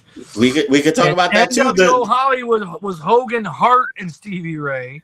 And then Luger, Nash, and Sting were the Wolfpack. And again, TW, this is apropos for WCW should have won the war, but they got too big for their britches with all this britches. But anyway, with the questionable booking, and then what should have been an iconic return and something that would be a coup against WWE and Vince McMahon, the return to Monday Night Television Reflection Nights, the Warrior. Not the Ultimate Warrior, but the Warrior, because he owned his name. He legally changed his name. But, as Eric Bischoff said, as Hulk Hogan said, rest in heaven, that was the worst promo in the history of Monday Night Television. It was like 30 minutes long. Where the Warrior went on a harangue for 20 minutes of his own self. And that's what ChatGPT said the biggest disappointment is probably the handling of Goldberg, but the biggest is too much NWO, Celebrity Overload, and the Ultimate Warrior's return, and Goldberg's streak ending. Those were the just absolute fumbles. And Warrior, man, now it's hindsight now. I think he got some semblance of a sanity back towards the end. But around the time they signed Warrior, clearly just so Hogan could get the lick back. That's it. I said that to my friends in '90. I said, this is just for Hogan to get that win back. He used to go on AOL and just go off on anything and everything. Homosexuals, drug addicts, wrestlers. He would tell them they're embarrassing their family by getting high on drugs on the road. And he just buried tons of people. Why in the world would you bring them back then? I'll tell you why. Because they made, this was probably 96, maybe it was 97. The biggest blunder WCW ever made was acting like the Warrior was coming back and then sending Renegade out there. That I'm stunned that they even recovered from that to have a Monday Night War, because that was actually 94.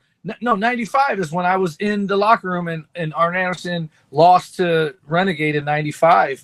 And it's terrible. Like, and then you almost have to do whatever it takes to get the Warrior back. And then he's Exhibit A back then of why Vince wrote promos for people.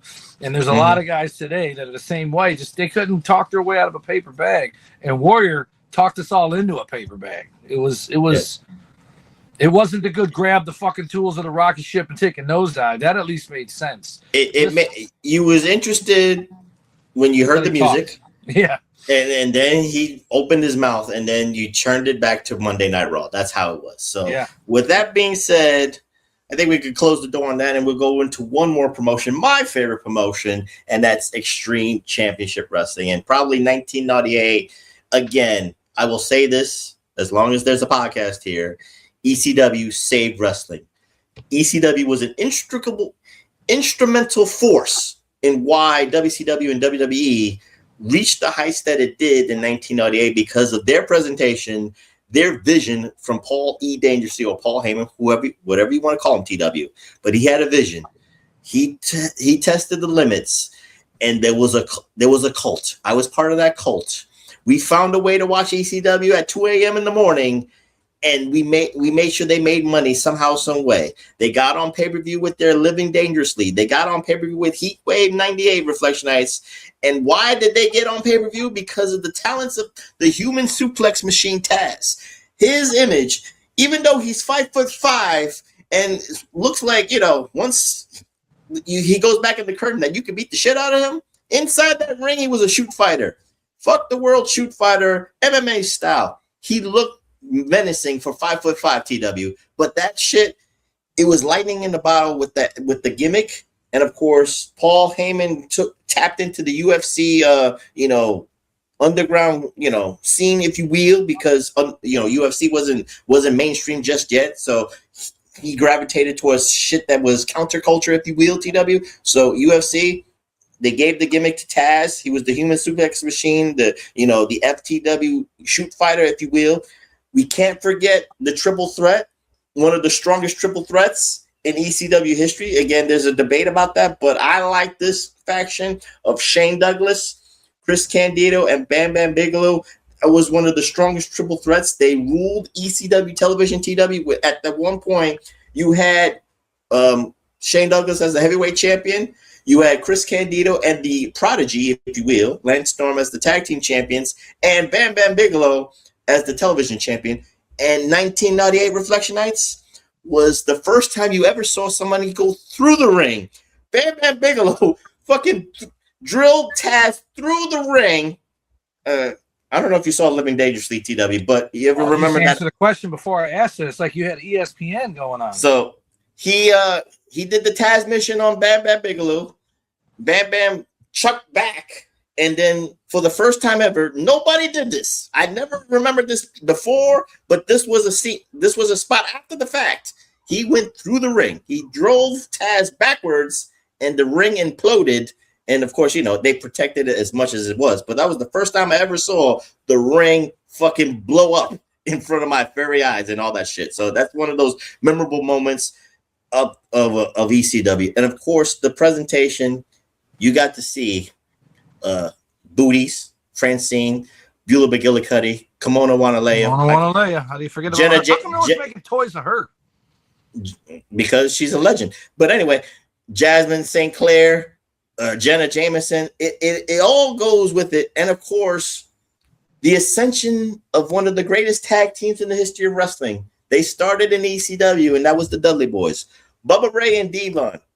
And that character in 1998 Reflection Nights, they were looking to beat up people. Their gimmick was trying to look for fans and start fights, TW. They made sure, Bubba made sure to get a lot of heat on himself, and Devon was ready. He had his fist up. But when he tells women to, when he tells, a guy with his girlfriend that she can suck my dick right now in the back, and you will be a cuck and take it like a man, like the bitch you are. Of course, that's going to draw a lot of heat on it and all that stuff. Of course, in 1998, New Jack did the craziest shit. We talk about Mick Foley jumping off the cage, TW. My man New Jack said, hold my beer. He wanted to go off the top of the arena or the armories and jump to the ring and onto tables and all that shit. So TW, I tried to like... And he tried to murder someone. That was 97, but he got off of that. He got acquitted. He's got an action figure coming out too, with blood on the fuck face. I'm trying to abbreviate, TW. I know you did. Again, you always say you wish you knew me, so this way I could get you hooked on ECW. But TW, what's the about ECW? So my question was going to be, wasn't he Paulie Dangerously when he first started, and then he started calling himself Heyman after a while? No, he kept calling himself Dangerously, but again, the neckbeard started knowing him as HAMIN. Because I was going to ask you if he stopped saying Paulie Dangerously because WCW owned it, but then I was like, isn't one of their pay-per-views Living Dangerously? And then you fucking said it when I was waiting to ask. But the chat, of course, had the negatives for ECW. You just talked about all the positives. First of all, you left out one important thing. They had arguably one of the greatest tag team scenes ever.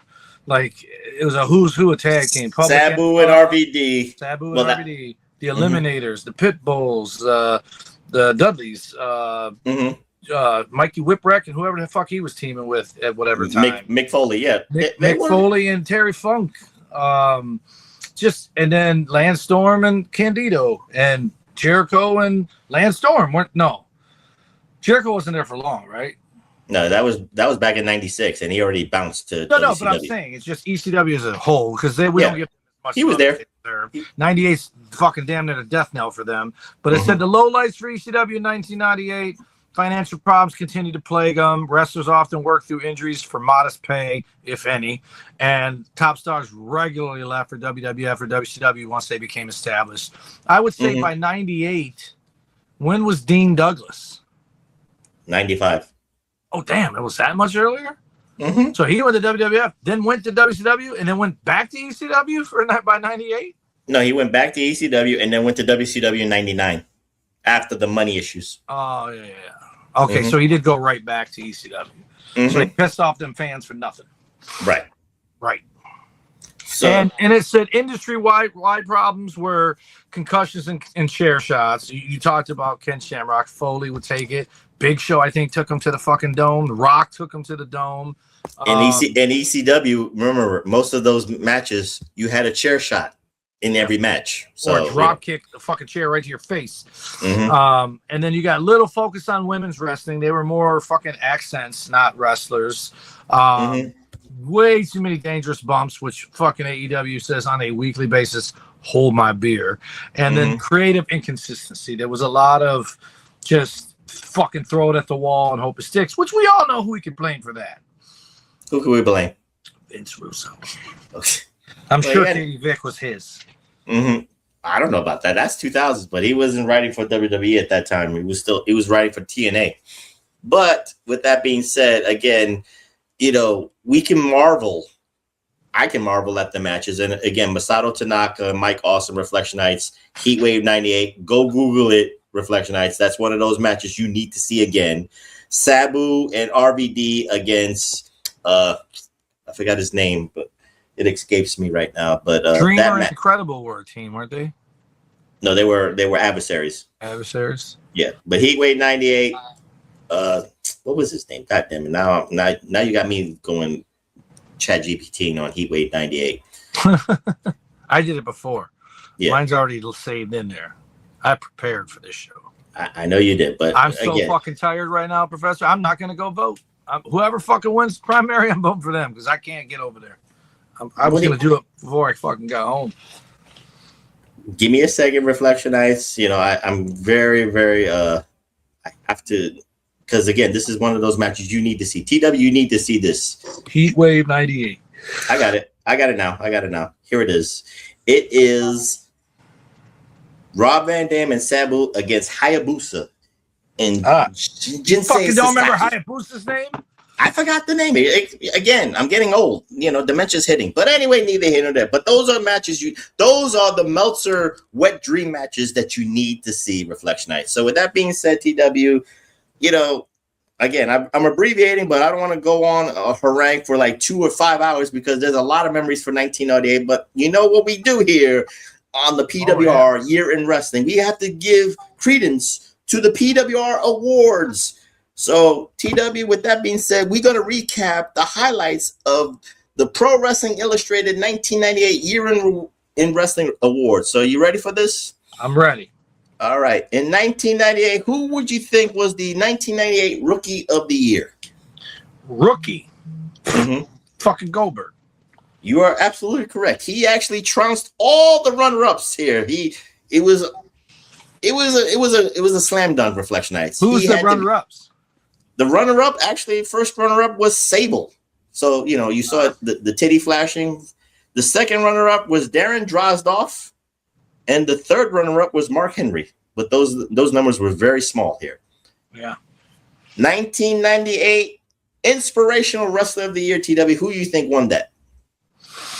1998. It's not going to be him, but I can see it as some fucking stupid reason. Bret Hart. Not even in the running. It actually belongs to Goldberg. Fuck that guy. What the fuck did he inspire? Right place, right time? Being undefeated does things. That's not inspiration. Was coming back from tragedy. Bret Hart got fucked at Survivor Series. He should have won it. First runner-up was Stone Cold Steve Austin. Just from coming back from the neck injury. Wanted to point that out. So 1998 Most Improved Wrestler of the Year, TW. Who do you think would have got that? Oh, I don't know. Maybe Goldberg? No. Oh. It was actually Booker T. Oh, remember good. In 1998, TW, you have to remember Booker T's ascension into the singles realm. The TV title almost belonged to Booker T. It was Arn Anderson and then Booker T as, the greatest television champions of all time. But neither here nor there. Tully Blanchard, yep.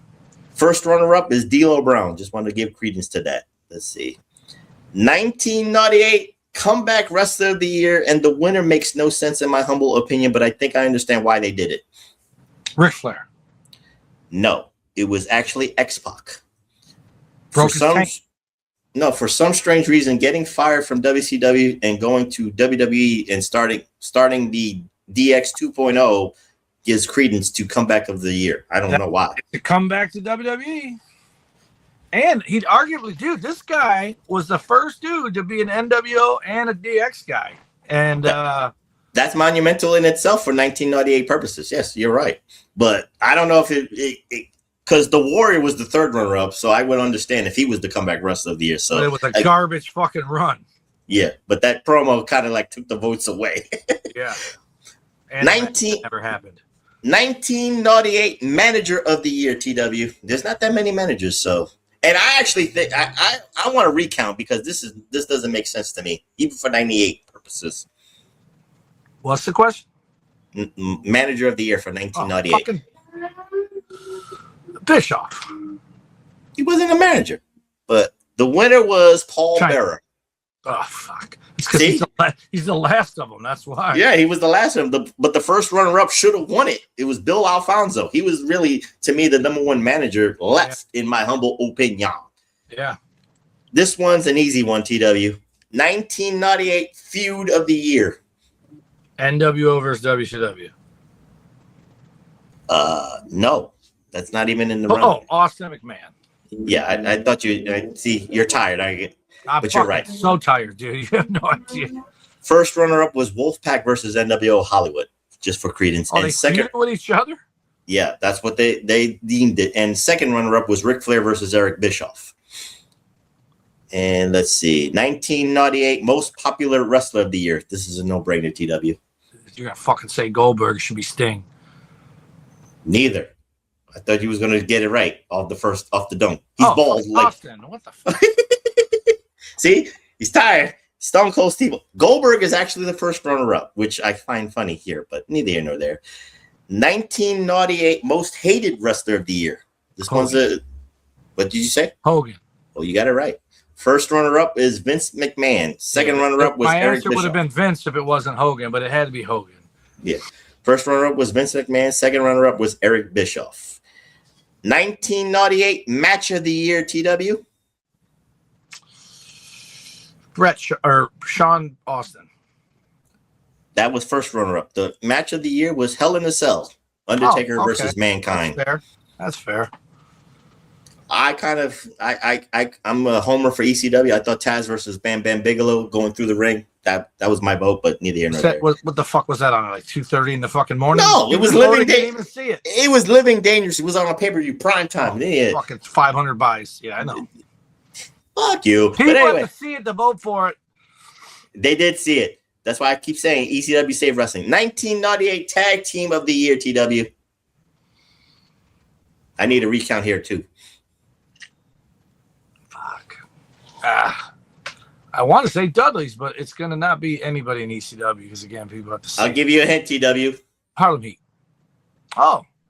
Oh, fucking New Age Outlaws. There you go. New Age Outlaws. I forgot all about them fucktards. Ladies, I think they got the votes because of their catchphrase, like you said. Yeah. The psychology of getting people riled up in the ring. And they had a fucking awesome, well, that was probably 97 before DX, but they had that awesome run with Foley and Funk. The shit they were doing with those guys. That was WrestleMania 98, what you're talking about. Oh, it was WrestleMania. So they were DX. Mm-hmm. I thought no, they weren't. They were DX the night after. Oh, yeah. 98 Sean's. Yeah. I knew, yeah. Sabu and Rob Van Dam were first runner-up, but my vote was for Sabu and RVD. And the final award, TW, and then TW can go to sleep. 1998 Wrestler of the Year, TW, a no-brainer. Fucking Goldberg. No. Austin? The other bald guy, yes. Austin.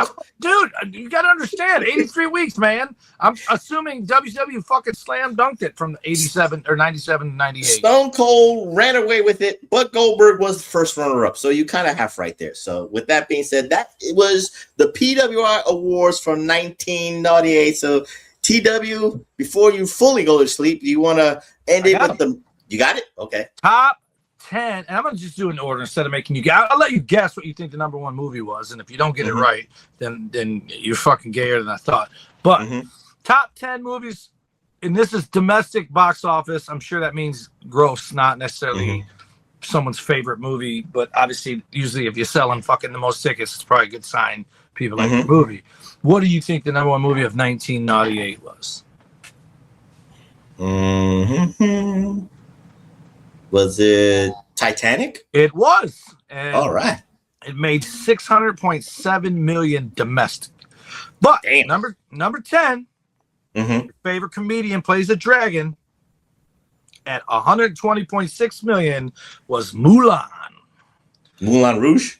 Mulan. Just Mulan, the dragon. Fucking Disney. Oh, I thought you meant Moulin Rouge. I like that came out in 98. I forgot. No, fucking he was Mulan, man. Fucking Eddie Murphy. Oh. Okay. Number 9. I've never seen Mulan, by the way, but I have seen number 9 coming in at $136.3 million. Saw it in the theater. If there was an option to get my money back, I would have fucking taken it. And that movie was, and you got to understand, I grew up in the hood, and every fucking Saturday at 2 p.m. on Channel 2 was the Creature Feature double feature, and I watched horror movies and monster movies. And this dude is the king of all monsters. And no, it ain't King Kong. It's Godzilla, and that movie was fucking terrible. The look, as a Godzilla fan, Reflectionites, I detested it in 98. I can accept it now because what the Japanese Toho company did to actually that Godzilla in their movies, they made fun of it, and Godzilla killed it. So I can actually stomach it now. All right, this is confusing for me because there's a movie that's on here twice. But apparently this must be a drive-in situation. But it's two movies as though they were being shown together. And it was Paramount, $140.4 million. It was apparently a double feature, Armageddon and Deep Impact, which I would think are rival movies because it's the fucking same premise. It's the same premise, but two different movies. Paramount, so they were companion films. I think it's probably Deep Impact is what's supposed to be there at 140 because at number 2 is Armageddon at 201.5 million. So I think that's Armageddon's Walt Disney, Deep Impact Paramount. So, Armageddon gave you all the action, and Deep Impact was like an underwhelming drama. Was an underwhelming drama. Isn't Deep Impact Morgan Freeman? Yeah, Morgan Freeman. So I think this is just a typo. Armageddon, Deep Impact is not the same because that's why I was like, there's no way they made both of these movies and put them out at the same time. Yeah. Deep Impact is Paramount. Armageddon's Walt Disney. So Armageddon is number 10, 9, 8. And then your favorite dragon, who's also your favorite donkey, before he was that, he brought in $148.6 million for 20th Century Fox by talking to dragons and to donkeys and to talking to dogs. I think you're talking about Dr. Dolittle, right? Dr. Dolittle. There you go. Eddie Murphy. And then a movie I did see. So I see. I didn't see that movie. Saw that movie. Didn't see that movie. Didn't see that movie. Number 6 at 161.5 million bizos. Buena Vista's Waterboy, which is one of 2 Adam Sandler movies I will never, ever watch again. And who had a guest spot there? Captain Insano, The Big Show, Paul White was but his voice in Waterboy and his voice in Little Nicky are fucking unbearable. So number 5, also didn't see this. Walt Disney Studios. I thought this was DreamWorks. It is 162.8 million. Oh, this is the Disney version of. There was a movie with Sylvester Stallone. It's called just Ants. This movie is called A Bug's Life. That's number 5. Number 4, we all saw it. It was the big comeback from my man Matt Dillon, and it made $176.4 million for 20th Century Fox. There's Something About Mary. You've been styling your hair like that ever since you saw that movie. Franks and Baines. Franks and Baines. How'd you get the Baines above the Franks? Number 3. The parody of this movie is one of the greatest porn titles in the history of porn titles. Boogie Nights. Shaving Ryan's Privates. Oh, okay. But this made $216.5 million for DreamWorks. Saving Private Ryan.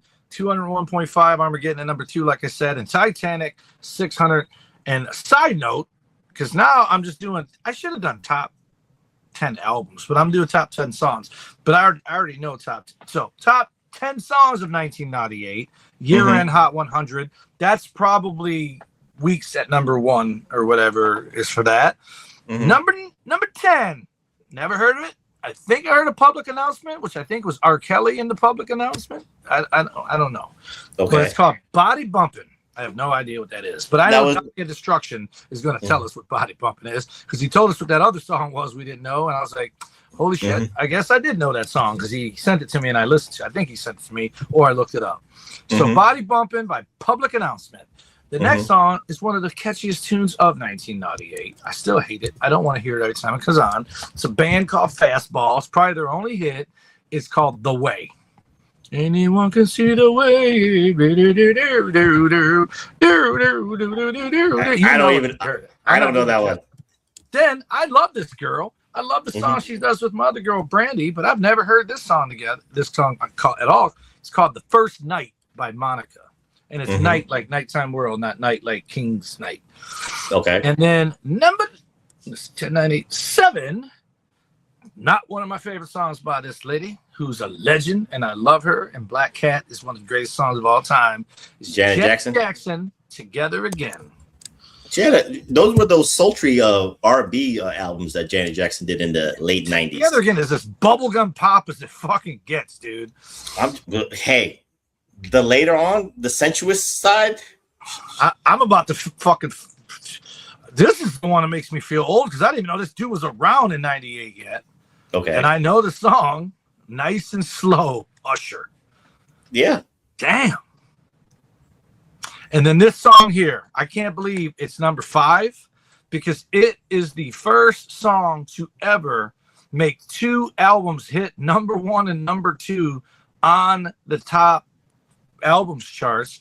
One was the soundtrack, one was her album. It was the Titanic soundtrack and hers, probably the 2 biggest selling albums of the year. My Heart Will Go On by Celine Dion. How is that number 5 for the year, but the 2 albums is on is number 1 and 2? Well, the single, but then the album just was a monster. There's a difference. Now, I don't know if I've ever talked about this guy to you, at least not in depth as I'm about to, but one of my friends used to be a tag team partner to Sir Travis Volts. One Danny Daniels used to be called Devin Daniels, but when he became a referee for ECW, they wouldn't let him call himself Devin Daniels, so he changed it to Danny Daniels because of Devin Storm. Do you remember Danny Daniels, the referee? Vaguely, yeah, I do. Tiny little guy. Well, his ring music was Truly, Madly, Deeply by Savage Garden, which is generating heat immediately. I'll be your dream, I'll be your wish, I'll be your... to come to the ring. Then, what some would argue is the greatest song of all time, not for any other reason than and it was Randy Jackson talking to Richard Marx, and they said, if you could write one song, what would it be? And it's this song coming in at number 3 by the hottest of hotties, Shania Twain, You're Still the One. Okay. And the reason they think it's the best song ever written is she says You're Still the One 172 times. You never not know what the name of the song is. It's catchy as fuck, and it sounds good. And you don't get sick of hearing her saying "Still the One" because she sings it so beautifully. And number two, that's the drinking game, TW. You still the one? Yeah, you still the one? Passed out by the fucking first course. There you go. The number 2 song is the song I was alluding to when I talked about the number 7 song, Monica's First Night. But the number 2 song is probably a take on "The Girl Is Mine" by Paul McCartney and Michael Jackson. Is "The Boy Is Mine" by Brandy and Monica. And the number 1 song in 1998. I love this song. Heard it at many bars, all the bars they play. No way I would have thought this was number 1 song in 1998, especially with "My Heart Will Go On" by Celine Dion out there. "Too Close" by Next, which is like Teddy Riley's 17th band. He's got Blackstreet, he's got Next, he's got Guy, he's got himself. Maybe that's an underrated, like, it was number 1 for many weeks. I don't know why in 98, but again, that's gotta be it. The MTV BET explosions of the 3 p.m. video music watch, if you will. And of course, you can't forget cable TV Reflectionites. Did you remember the channel The Box on cable? Yep. Where you that was in the hood. That was only in Detroit. Much music in Canada. You spend $1.99 to vote for your music. So maybe Too Close. What was it? Too Close by Next? Yep. Maybe they called it a lot. That's why it was the number 1 song in 1998. So, with that being said, I hope we did 1998 justice for you, Reflectionites, because we close on this spotlight edition here, the year in pro wrestling. So hear me out real quick before you stop. Okay. Listen to this shit. From January 24th to May 9th, the number 1 album in Billboard was Titanic Soundtrack. Makes sense, yeah. That's why I thought Celine Dion would be the number 1 song of 1998. Right.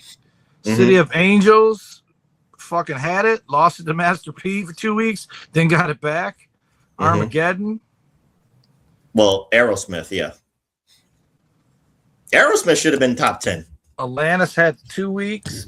And Garth Brooks fucking tore it up, man. December 5th through the 26th, 4 weeks was Garth Double Live. Then he had May 23rd to the 30th, the limited series. And before that, he started the year off with January 3rd and 10th, Sevens. So the limited series was when he released that box set of 6 albums with $20, and everyone's mad because he was just trying to break the Beatles records. I think Celine Dion was the number 1 song. My Heart Will Go On was the number 1 song in 1998. It has to be. It has to be. So here's the other thing. January 17th, the number 1 album was Celine Dion, Let's Talk About Love, which has that song. And then a week later, she got bumped to because the 24th, 31st, 7th, 14th, 21, 28, 7, 14, 21, 28, 4, 11, 18, 25, 2, and 9 was Titanic Soundtrack. Yeah. Because people bought her album one night. I don't like the rest of this shit. And you know what that album is, Titanic Soundtrack? It's her song, and the rest of the album's instrumentals. It's the fucking the score. That's all you needed was Celine Dion's Titanic. That was it. So, but I think Celine Dion's was the number 1 song. With that being said, we close. Could we close, TW? Because you want to go to sleep. You got to go to sleep. I'm not voting. I'm not doing it. I'm going to vote in November. Okay. We close on the 1998 year in wrestling. So, TW, I'm going to say this. Are we going to be back next week or 2 weeks? Next week. Okay, so we'll be back in the week after, and then I'm going to Punta Cana. There you go. So we'll be back recording strong next week. I'll keep you on your toes, Reflectionites. I'll keep you on your toes. So TW, give out those socials so you can go to sleep or vote. Here, this is how tired I am. Well, actually, I'm going to look and see if John James is losing. I'm going to go vote. Pro Wrestling Coalition Network sponsors us at PWC Network at podbean.com, where you can also find HAMIN Media Group at podbean.com. You can get our show at X at PW Reflection. Travis Volts is at Nuts and Volts PW. That's VOELTZ. Nuts and Volts PW. Big Ray is all over the internet. Every Wednesday does the Next Level podcast for NXT Recap. He's at Big Ray Hernandez on all social platforms. Find me on X and Instagram at TommyWonder19, Snapchat #Wonder, Facebook.com/Tommy Wonder, and my other X and my TikTok are at the Tommy Wonder. And you can find Big Vito and Noel at Big Vito Brand on TikTok. Stop. And tell a friend to subscribe to the Pro Wrasslin Reflection YouTube channel at Pro Wrasslin Reflection or at PWSO PRF. That's PWSO Prof, which is the same tag name for my Twitter handle, PWSO PRF. That's PWSO Prof. Follow me on the B-Sky at PWSOPRF.bsky.social. And again, tell a friend to subscribe to the Pro Wrasslin Reflection YouTube channel. 185 subscribers, 15 away from the elusive 200 and all that stuff. So again, I'll keep you on your toes. We might do a spotlight. We might do a robberies. Don't know if we're gonna go episodic just yet, Donnie Day One, but I will let you know. I'll give you maybe a week or 2 weeks in advance. But again, with TW with his travel plans, I try to want to skew away from episodic when I know that TW will be home watching the episodics, at least with the spotlights. He can think about it without really having to watch shit. So with that being said, I'm the professor. That's Mr. Wonderful, the solo idiot, the iron stomach one, the man with the hurt hand, the wounded biceps, and the undisputed, undeniable Detroit Rock City Universal Heavyweight Champion of the world, Tommy Wonder saying good night. We'll see you next week here at the PWR podcast at the HAMIN Media Group at podbeam.com. Peace. Peace.